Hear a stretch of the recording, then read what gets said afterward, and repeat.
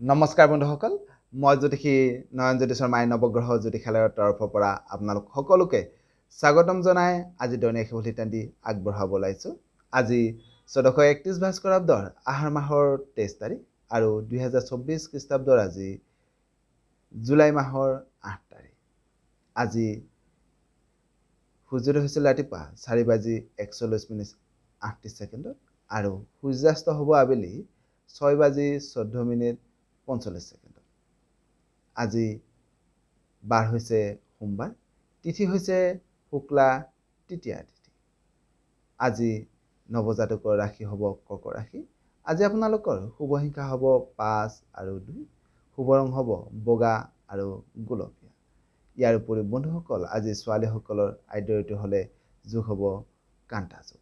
বন্ধুসকল, আমাৰ এই চেনেলটোৰ জৰিয়তেই আপোনালোকৰ লগত দৈনিক ৰাশিফল আৰু বৈদিক জ্যোতিষশাস্ত্ৰ আৰু বাস্তুশাস্ত্ৰ সম্পৰ্কীয় বিভিন্ন আনুষংগিক বিষয়সমূহ আমি আলোচনা কৰি আহিছোঁ।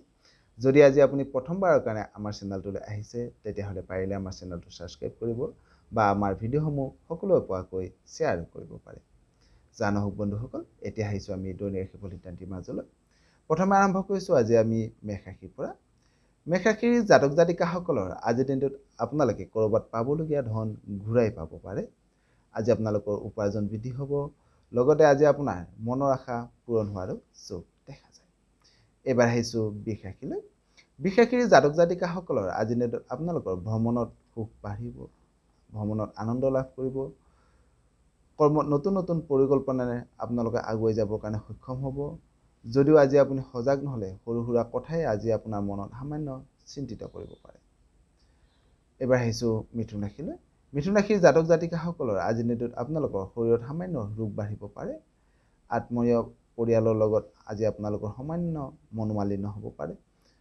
যদিও আজি যিসকল সমাজকৰ্মী আছে মিথুন ৰাশিৰ জাতক জাতিকা, তেওঁলোকে ৰাজহুৱা কৰ্মত ব্যস্ততা বৃদ্ধি হোৱাৰো যোগ দেখা যায় তেওঁলোকৰ।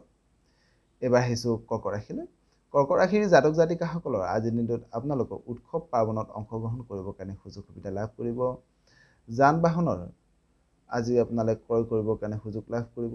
যদিও আজি আপুনি সজাগ নহ'লে শৰীৰত সামান্য কিন্তু ৰোগ বাঢ়িব পাৰে বা স্বাস্থ্যৰ অৱনতি হ'ব পাৰে আজি। এইবাৰ আহিছোঁ সিংহ ৰাশিলৈ। সিংহ ৰাশিৰ জাতক জাতিকাসকলৰ আজিৰ দিনটোত আপোনালোকৰ কৰ্মক্ষেত্ৰত সামান্য কিন্তু বাধা আহিব।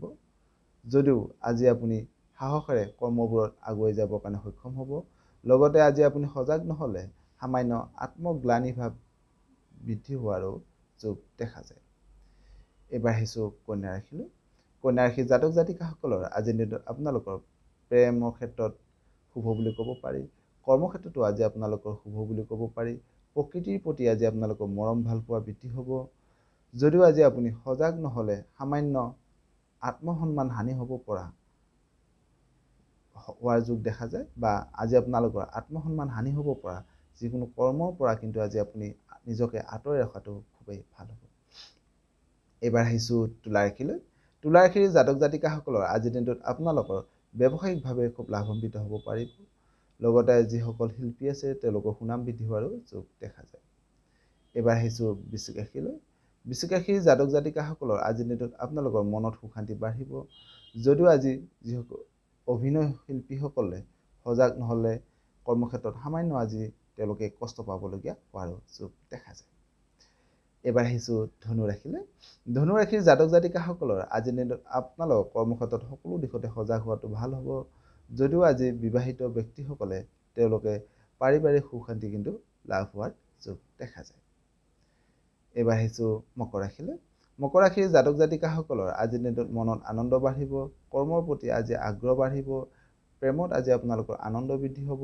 লগতে শিক্ষকসকলৰ আজি সুনাম বৃদ্ধি হোৱাৰো যোগ দেখা যায়।